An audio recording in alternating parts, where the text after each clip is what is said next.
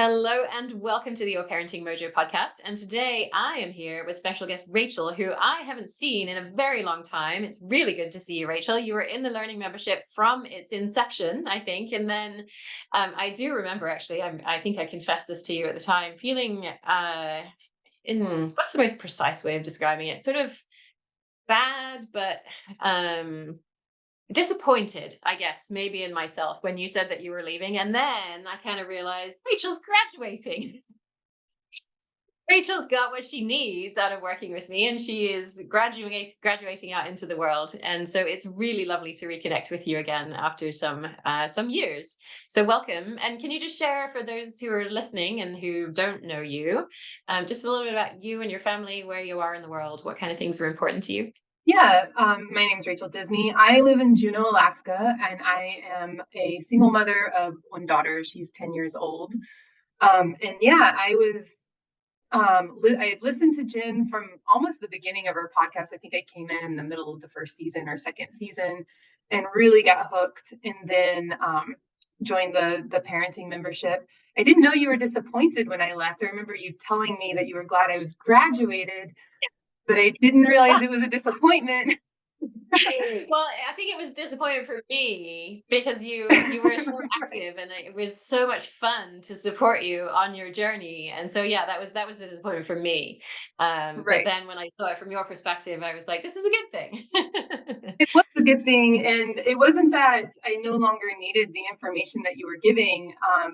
I felt I actually, because it was during the whole pandemic too, and after that, I started actually focusing really on what was happening in my town when we were Mm, starting to come out of it. And so I think that was a large part of it, is I stopped kind of being online for a yeah, while, yeah. and I wanted to focus on what was happening here in the present in my location. So Mhm. yeah, Yeah, yeah. Awesome. And then you saw I was writing a book and was I interested did. in chatting with people about questions they might have about the book. And you raised a hand and said you'd be interested. And so here we are today. And you have a bunch of Yeah. questions for me that some of which I have known about and has tried to prepare for. They're really rich and deep and juicy questions. And I think some you're going to spring on me at the last minute. So I'm getting whatever you've got, and we'll see how it goes. Yeah, so I wanted to, well, my first question, which is maybe not quite so deep, but I think maybe it's been asked before, is how is this different from the information on your podcast? This book, I read it, I loved it. It was a really nice reminder of everything, because sometimes you just kind of get out of the mindset of what you're trying to be as a parent and who you're trying to be. And so coming back to this content after having been gone from it, I wasn't gone in it in my life, but just being in community with it with other people, it was really nice to be reminded of it. And so, Mhm. how, for people who are regularly listening to your podcast, how's this different from that? Yeah.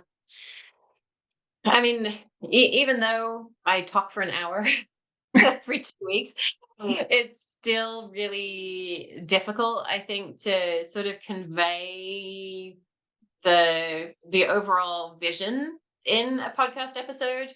And I think I've tried to draw it together, and to some extent it's sort of the schedule is dictated by things that are happening in the outside world and my interests and the interests of parents who write to me asking questions, and these get all interspersed with the topics that I'm really deeply exploring. And so I imagine, from an outside perspective, that maybe it looks a bit scattered. And also, not everybody wants 3 episodes in a row on white supremacy in parenting. I get plenty of messages and people saying that one episode on that topic is too much.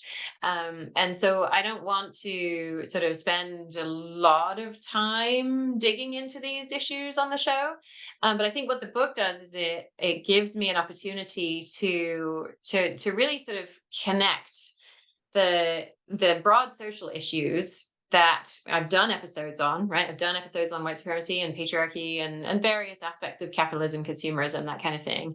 And then I've done episodes on sort of the problem solving method, which is heavily grounded in nonviolent communication, and on different aspects of that, right? How to see our child's resistance, and why giving choices doesn't work, and all those kinds of things. And the book is really the place where it all just kind of came together. The vast majority of the things I talk about came together in the book. book. And I would say the one area that is probably missing is the taming your triggers aspect. And the reason for that is that could be its own book. And I really wanted to include it all, and there just wasn't space to do it in within the same book.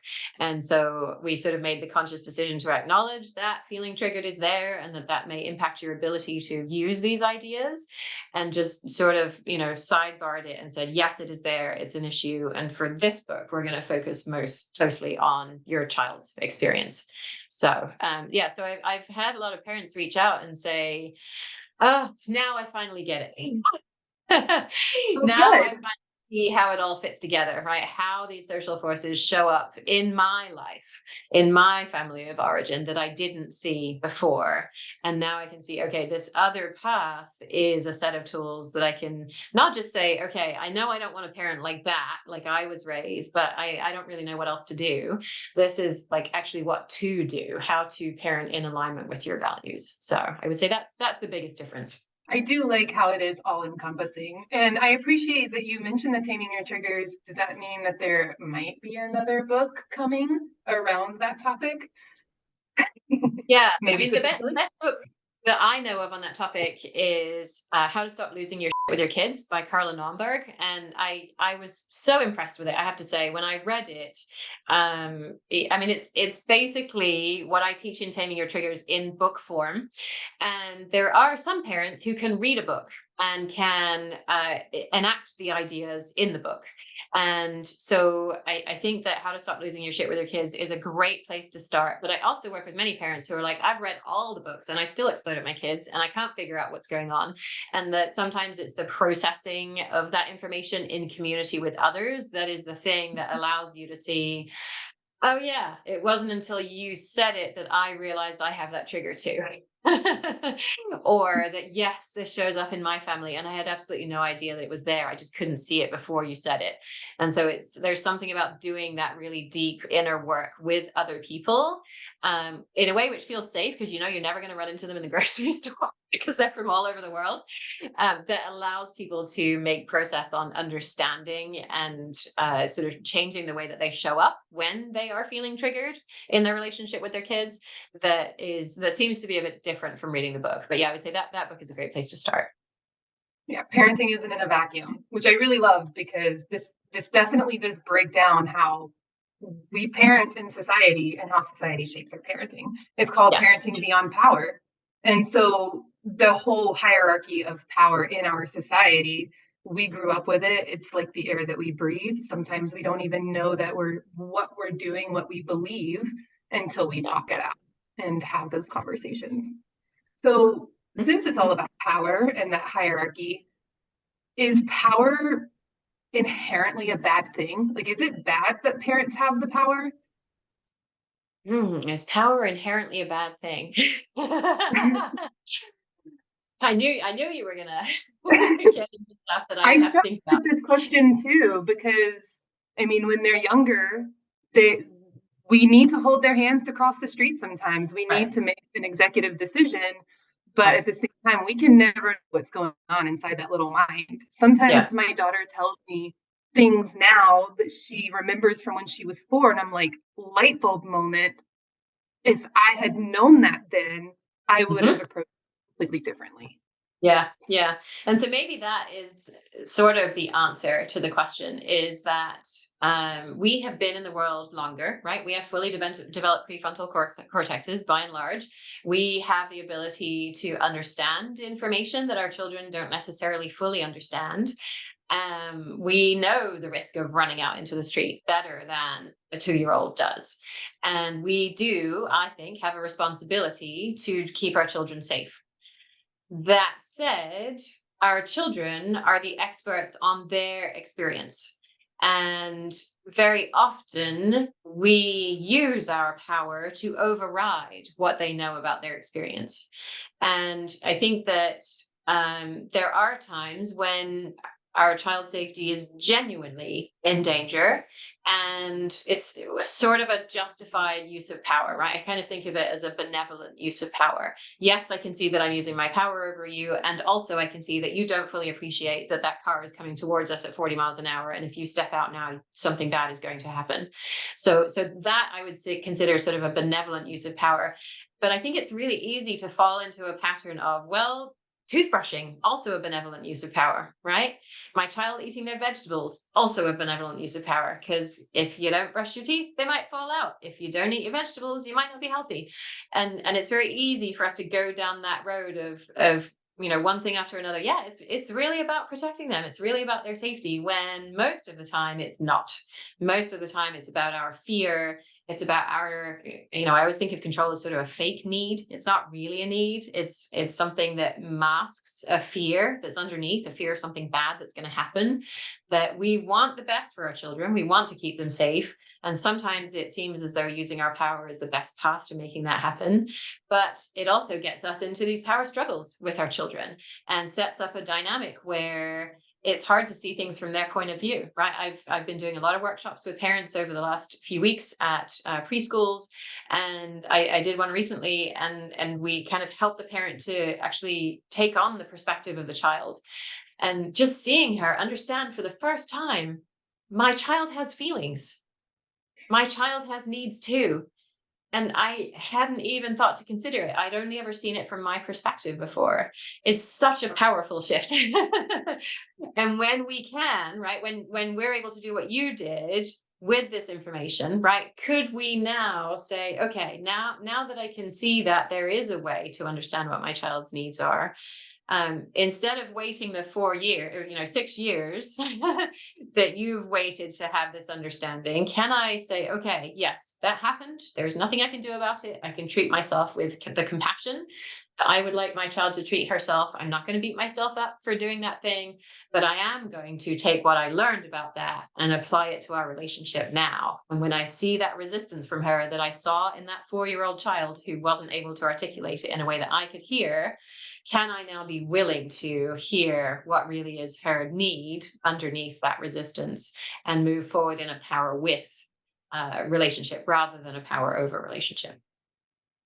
I really love that. And there was actually one part in the book I'm going to read. It's on page 45 for anybody who has the book. And this really stood out to me about this power dynamic. It says your child doesn't have anyone else. Very often, the person who caused their upset in their mind is also the only person from whom they can find comfort. And that was a really poignant moment when reading this book of like, oh crap, yes, you're absolutely right that it's this dynamic is all entangled, and they don't have anybody else to go to for comfort. Even if they're mad at you, they still want Yeah, that yeah, comfort. And yeah. yeah, it's very interesting. Yeah, and it's really easy for us to sort of use that power in a not benevolent way and steamroll them into, Mhm. well, I'll reward you with comfort, with love and belonging when you do that thing. Right.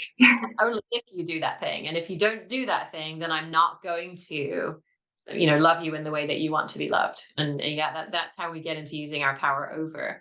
And if we can see that we have other resources available to us, right? We have friends, we have partners, often, not always. We have therapists, we have all kinds of other people that we can turn to.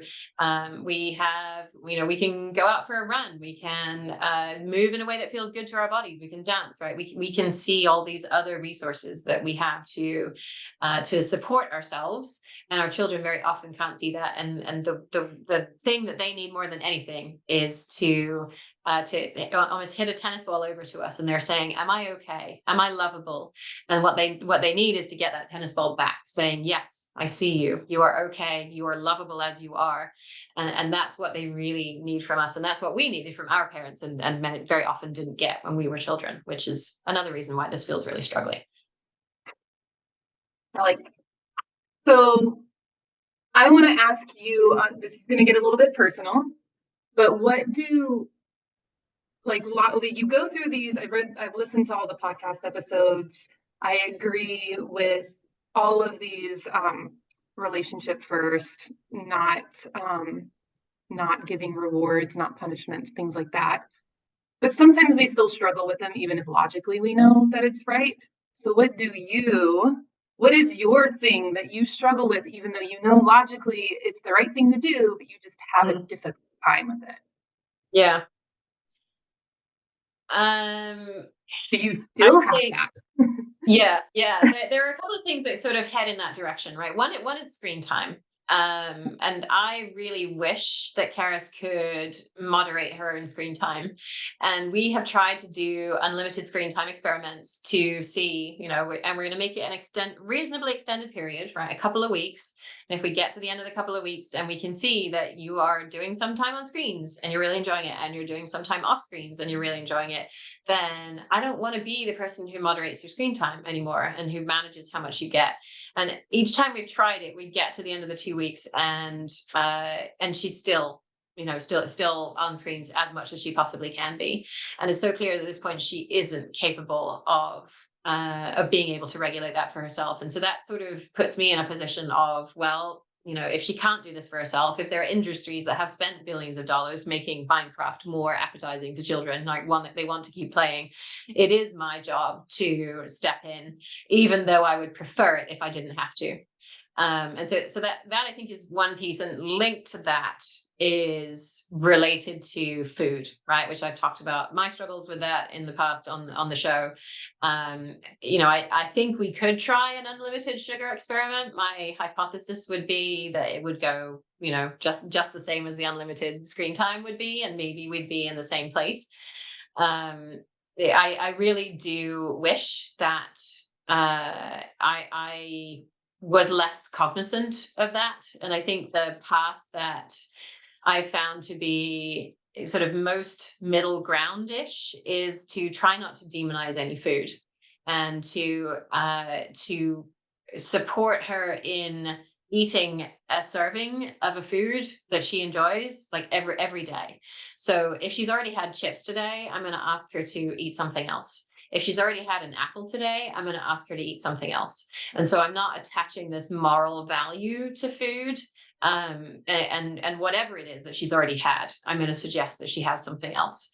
And that's the best way that I have found to manage my cognitive dissonance between where I wish I was with food and where I actually am with food. So I would say those are the two main sort of solid topics that I struggle with. And then the broader issue, of course, is always, I write in the book about how we can learn to see children's resistance as a signal of their unmet needs. And also I grew up in a power over family, right? And I exist in a power over culture. And there's still that really deep embedded idea in me that resistance is not okay.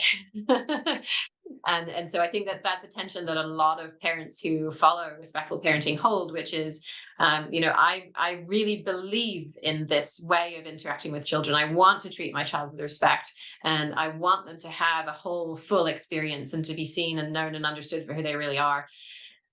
And I would have been punished for speaking to my parent in the way you just spoke to me.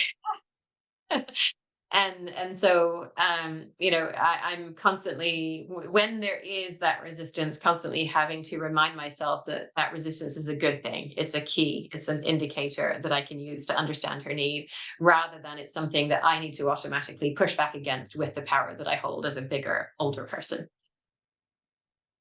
Do you ever get the feeling, and I'm saying this because sometimes I get the feeling that I talk too much about our emotions, actually, and that there are some kids who, while they could need the help with that, it just is overkill, maybe sometimes. And they um, just was like, yes, I get it. Now you can stop talking. I think maybe that's true for some kids. We haven't experienced that. I mean, we talk about this stuff all the time, and I'm thinking of an example in the book that we're reading right now where oh yeah, it was one character was saying something, and it's sort of related to feelings, not exactly feelings, but this character, their dad wanted them to be pretty and nice like their older sister, but that wasn't what this character was really felt like. And and Karis likes to make this cat hissing noise when she doesn't like an idea, and that's her.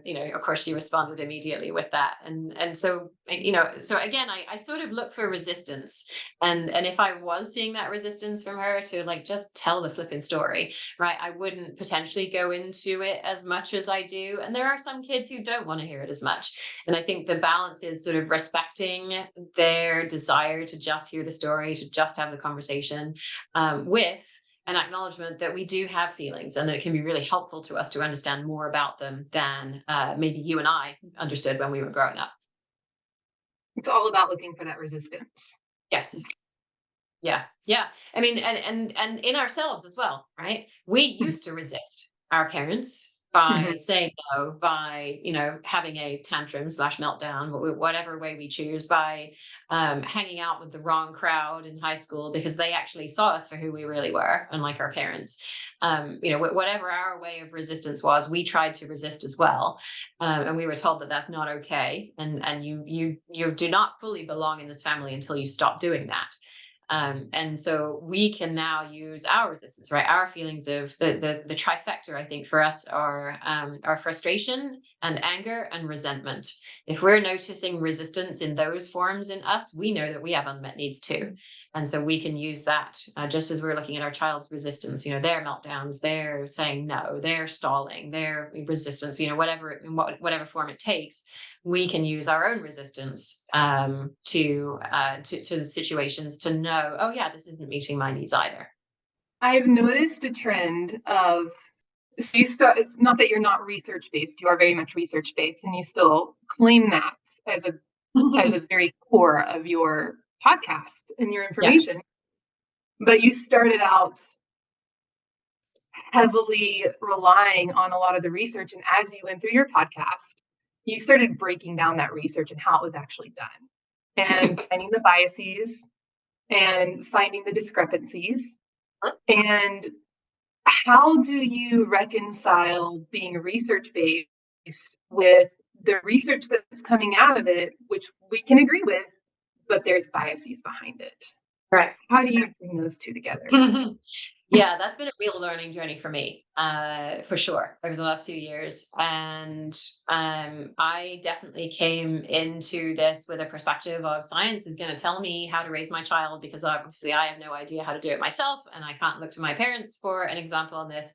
So science is going to provide the answer. And, I've said from the early days that I've been critical of things like small sample sizes. And, if you're looking at 5 white kids, can you really say that this is what everybody is like? Probably not. And then it really is just the process of reading. I mean, it's over 10,000 studies at this point that I've read for the 190 plus episodes that we have. Plus all of the membership content, of course, which takes as much, each module is as much research as an episode. And through just being immersed in it for so long, starting to see that the researchers are swimming in the same toxic cultural soup that we all are. And they're all using the same sort of metrics for success, right? It's all, I'm doing an episode on, or actually recorded today with another listener, member, an episode on rewards and punishments in schools. And so all of the success metrics are things like, decrease in the number of referrals to the office, decrease in suspensions, decrease in expulsions, and it brought more broadly in other studies, it's things like number of years of school, number of years of college, how much money is the person earning, how likely are they to be incarcerated or not incarcerated, and all of these metrics are guiding us towards seeing success as success in a white supremacist patriarchal capitalist culture.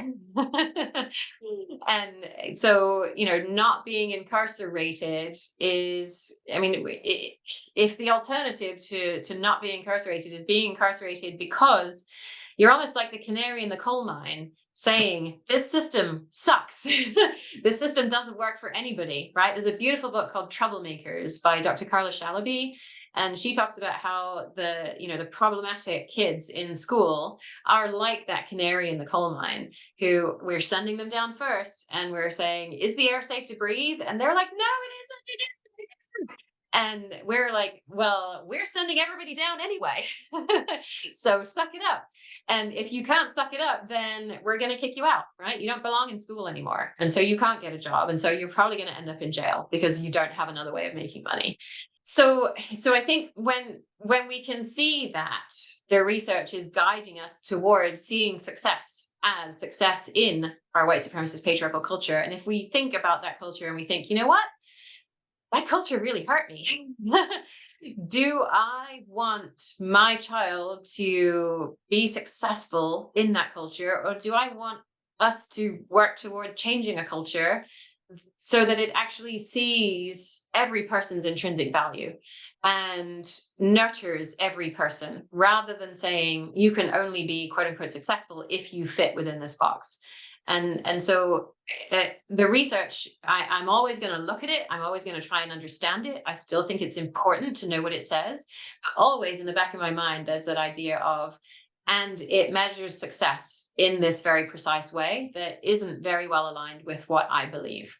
And so I always have to sort of take it with a grain of salt and make sure that I'm not blindly following the research, because if I am, I'm blindly heading in the direction that I know doesn't fit with my values. And I get a lot of slack on that, right? I get bad podcast reviews on iTunes from people saying, you know, this used to be research based and now it's full of all this feminist crap. And there's so much bias in it. I just want the research. I can make the decisions myself based on the research. And to me, that's a fundamental misunderstanding of what science is, because science really is a researcher's values baked into the ways that we are looking at the subject. That bias is already there in the study, and I'm just trying to call attention to the fact that it's there and to interpret that through a lens that I fully admit is biased. But at least I tell you what the bias is, rather than having this veneer of actually this is the objective truth and it's true for everybody, which the research, you know, tries to purport to do. So how would you measure success then? What are your markers? Yes. I mean, my friend Brian Stout, with whom we interviewed Dr. Carol Gilligan for the episode on patriarchy, runs an organization called Building Belonging. And their idea, which, I mean, it so resonates so much with me, is we're building a world where everyone belongs. And if everyone belonged, everyone would be fulfilled. Right? It's that simple. It's you know, some people would maybe pursue careers that generate a lot of money if capitalism was still part of that system, which I might argue it doesn't create a society where everyone belongs. But if we can't figure out how to, you know, fix capitalism or move beyond capitalism, then yeah, some people may be in careers where they get paid a lot, and other people may be in careers where they don't, and that's okay. And they're not shamed for being in a career where they're not getting paid a lot, because they feel fulfilled. They're doing work that feels really meaningful to them. And that everybody knows that I get to show up exactly as I am, and that will be lovable and acceptable to the people around me. So I will know that, my child will know that, you will know that, your child will know that. And instead of, you know, constantly judging people and putting them in boxes and saying, you need to act like this because you look in this way, you present in this way, you're part of this group, that we can actually see people for who they really are. And, you know, the constantly sending out the message, am I okay? And getting that message back, yes, you are okay, you are lovable just as you are. That to me is where I want to go. Are we going to get there in my lifetime? Carys's lifetime? Maybe not, but that's where I want to go. Do you think it is reasonable to ask parents to do this when they're living in a society that could potentially harm them for going against the grain, for swimming against the tide? Yeah, I think it's a fair question. And I think as a white person, I have more responsibility than a BIPOC person, right? Because it is white supremacy that has created many of these systems. And I have benefited from them, even though until relatively recently, I didn't know that I had benefited from them, because that's part of white supremacy, is it hides the fact that white people benefit from it. And so, I think that I do have a responsibility to take on some of that labor so that BIPOC folks don't have to exist in a society that suppresses them, that tries to suppress them. Because it's Black women who hold the whole system together right now. All of this stuff flows downhill, and we think about sort of professional women who are often but not always white, or in proximity to whiteness, and the chains of care that they rely on to have a place in the working world alongside the men, right? And the daycare and the nannies and all the stuff that it takes to make that happen, and how we undervalue and underpay those employees, and nannies that come over and leave their own child in their country of origin being cared for by a relative, don't see them for years at a time so that they can take care of our child and send money home because of this capitalist system. And so I see it as, yes, it's additional work, it's additional responsibility, and yes, it sucks that this work is needed, right? And also, I don't think we white women perceive the whole, the enormity of what other people carry. And I'm reminded of a conversation that I had with a BIPOC woman, and she said, I don't know that I can fully understand what it's like to be white, but I think I can understand it better than you can understand what it's like to be a person of color. And I said, yes, I think you're right. And she said, the next thing is, so I've been thinking, if I didn't have to worry about whether the car that's coming towards us as we're in this, and crossing the street, is going to accelerate because they see that I and my son are a person of color, what would I spend my time on? And that really sent me down a rabbit hole, right? I was thinking, what do we white women spend our time on? We find other things to worry about. And what if we could not worry about some of those things? Right. I was in conversation with another white woman who said, this thing that I was terrified was going to happen didn't happen. And my sister said to me, what am I going to do now? And I said, probably find something else to worry about. So what if we just tried not to do that? How much energy and capacity would that free up to do some of this dismantling work? That's where I think we need to be playing. Oh, interesting. Well, you even mentioned in the beginning of the book, I think it's in the introduction, you flat out say that this is not for people of color. This is a book for white people. I don't know the exact words. Yes. I think and basically, you say the more privilege you have, the more this book is for you, right? And that people of color may find ideas that are helpful in it, in understanding your needs and your child's needs. And also, these systems mean that you may not fully be able to move towards your child's needs in the way that white people can, right? You may not be able to drop off your kid at preschool in pajamas and without child protective services being called, because of the failure of white parents and white teachers to understand what you're doing, that you're meeting your child's needs, that you're not being neglectful.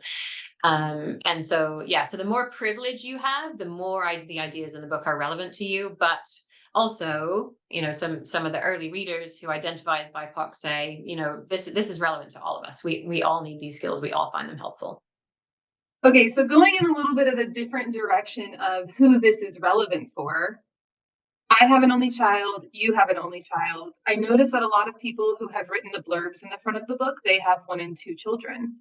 And now that I'm thinking about it, back in the workshop that I was a part of, as far as I know, most of those people only had 1 or 2 kids. There might have been some people with 3 or more, but have you observed that most of the people that you have reading your content or part of your content have only 1 or 2 children? And is this relevant for people with large families? How does that work? Mm-hmm. Yeah.